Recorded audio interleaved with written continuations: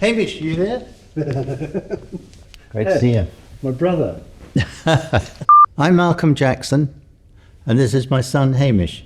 And we've been restoring this console, the TG12345 Mark I, which came from Abbey Road and was made in 1969, and it's been a job that lasted about 4 years. So there's 17 in total that EMI made, and this is the only Mark I because it was the prototype. They had no idea that it would be so rare and valuable, precious and sought after, because it's so revered in comparison with what came next. We're going to record on it, and we're going to have fun, and it's going to sound great. Anybody who gets this console, in the end, it'll be the most famous studio in the world. What do you think? Yeah, not bad.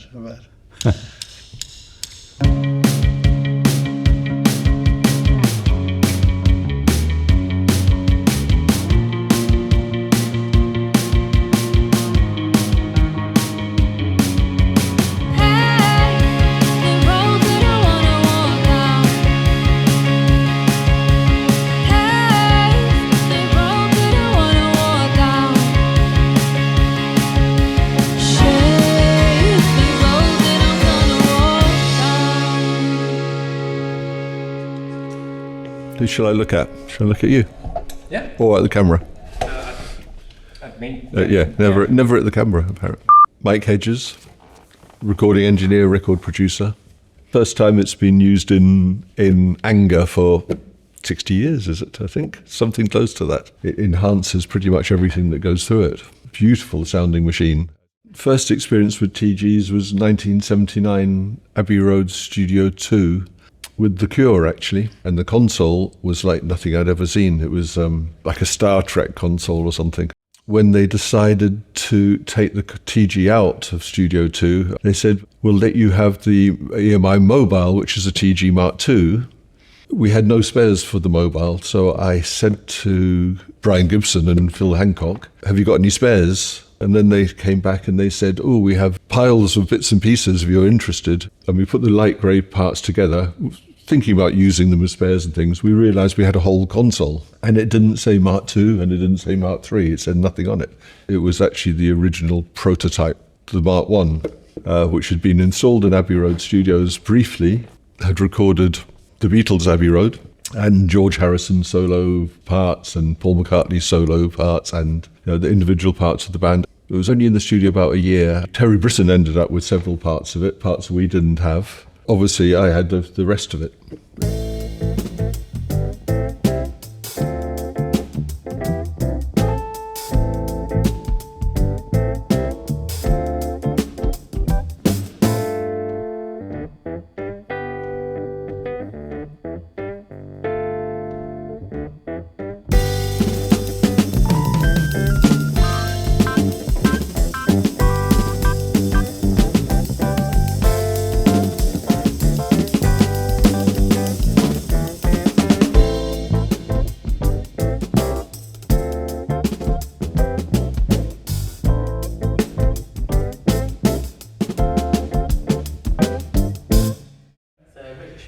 Yeah, don't worry, it will be. So I'm Robbie Nelson. I'm an engineer and mixer, and I had the pleasure of probably being the first person to record on this desk, maybe since the Beatles were.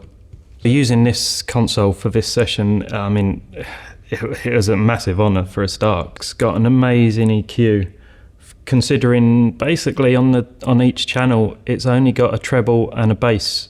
But they're so broad and they're so musical that it kind of worked. We recorded a whole band on it yesterday, and we didn't really need anything else. The compressors are insane. It's almost like having a Fairchild on every channel. And it really grabs you. And it all still works. And more than all still works, it all sounds amazing. Quite an honour. She's drowning all but her one true love.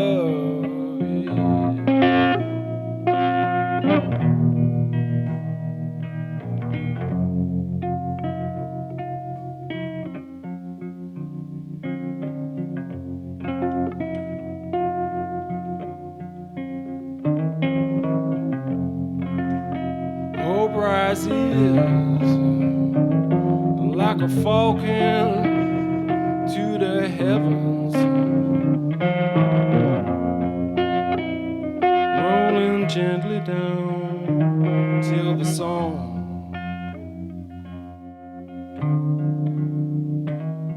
is sung again.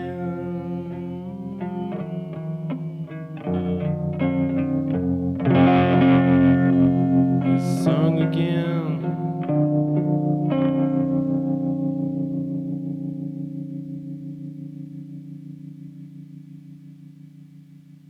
1 2 3 1 2 3 1 2 3 1 2 3. I started work in Abbey Road in 1964 or 65. I can't even remember. That long ago it was. We used to work on pop records like the Beatles and people like that.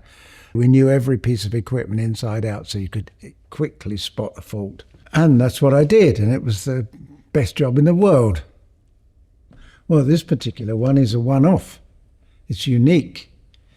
This mixer, this particular one, was the very first one. It was Mike Gray and Jerry Kelly, Francis Dillnut, and we took it to Paris and worked with Pathy Marconi in the Salle Vagram and did 2 operas with it. That was its very first job. And as you know, it did many, many famous recordings, and it sounded fantastic.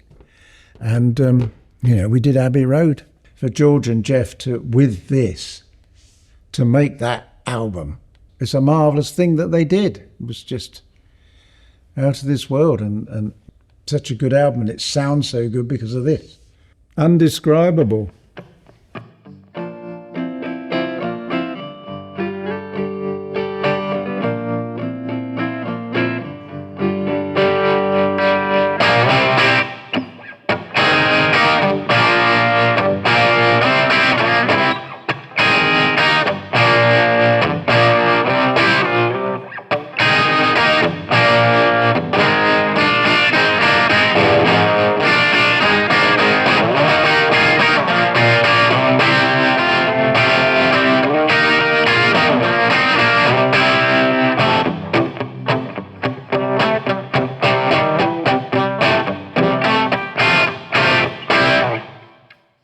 I'm Barney Herbert. I've been in on this project since the very beginning, which seems an eternity, because the very first thing we had to do, looking at the parts we had to replicate, seeing how they were constructed, taking them apart, seeing what EMI had done, and then thinking to ourselves, well, it's pretty much like building the pyramids. The Egyptians did it, surely we can.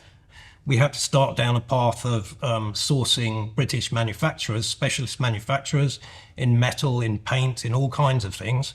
The reed switches are definitely mechanically the most complicated. These were the ones we had to work with different manufacturers to try and recreate. And effectively what we have here is an original and one we made.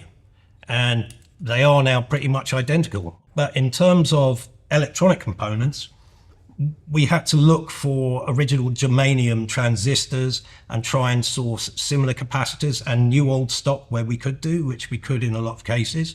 But we were able to repair a lot of it utilizing the massive spares that Mike Hedges had gathered from Abbey Road. Everywhere I went on this thing, I found it was extraordinary, the quality of the original construction, that here we were like 50, 60 years later, and I'm fixing faults in it. But for the most part, these are age-related faults. A lot of the components were still in A1 condition. A shortest signal path tends to maintain the quality. It sounds cleaner, it sounds brighter, it sounds right there. I think the input gain structure as well, with the transformer and individual tap-ins, which is very unique. We made lots of measurements of the original, totally original cassettes, the rebuilt cassettes, etc., the new cassettes. And we got like-for-like frequency response and total harmonic distortion and noise tests all matched up perfectly. But when we finally got to put the cassettes in and we put up a big pair of speakers and we sat there and we played stuff through it, it's like you shut your eyes and the band are in the room. So that for me was I knew we'd done it at that point. Here we have an original cassette from the 60s. It's got a couple of new pieces in it, but 90% of it is original. And this is one of the new builds. And as you can see, There's almost no visual difference to them. The pots, the switches, all of the circuit boards have been meticulously replicated. Herculean task, I think, is the phrase I would use.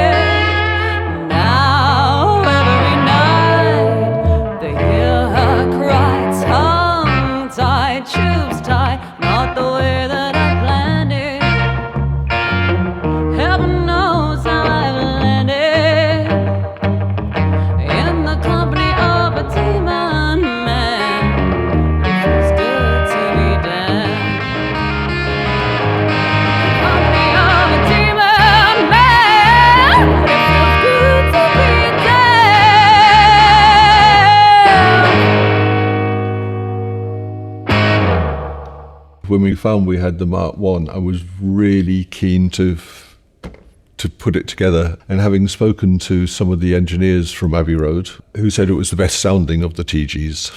These consoles were looked after by a guy called Brian Gibson, and 60 years later, we managed to get him to look after our team who were working on the console. Of course, Mike was the principal producer at Abbey Road, and he was known as Mr. TG. He knew the value of this console in the sound. The team we put together were the best technicians in the UK. When we started rebuilding the console, our project manager was Brian Gibson. I said, just make it perfect. I want everything working. I want it absolutely perfect. When the console came to us, it was a frame with lots of bits and things, and so Brian put it all together. Brian was very tenacious. He would not sign anything off until it was absolutely perfect. It had to be to the EMI spec. Nothing, he wouldn't let anything go without it. And the sound is correct. I think that's the most important thing. It is exactly how it did sound when it was originally made. His standards were so high and he was so fussy. There is no higher standard, I would say, in build quality of anything.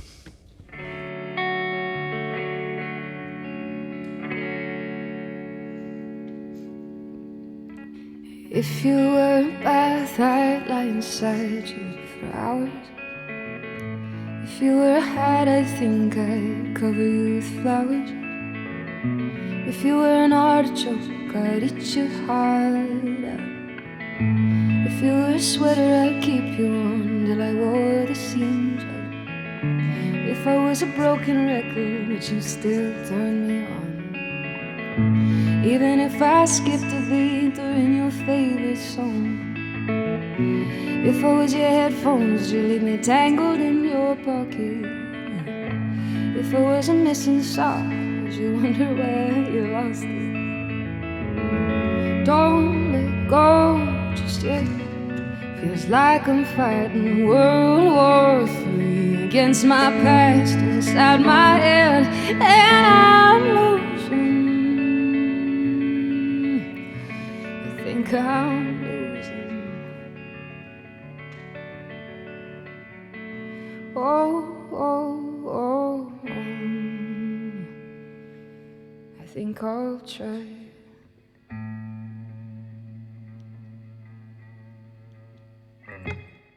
If you're a recording engineer and a Beatles fan, and you listen to the Beatles albums, Abbey Road has a different sound to it. It's quite a special for a recording engineer, sonically amazing. I mean, a beautiful sounding record. The designer, genius called Mike Batchelor, when this was built, there was obviously money, no object. They just wanted to make the best possible console. And it's quite different because of that. And it has the compressor limiters on every channel, which was the first in the world, I think, to have that. As a recording engineer, to have that facility, quite spectacular, to be honest.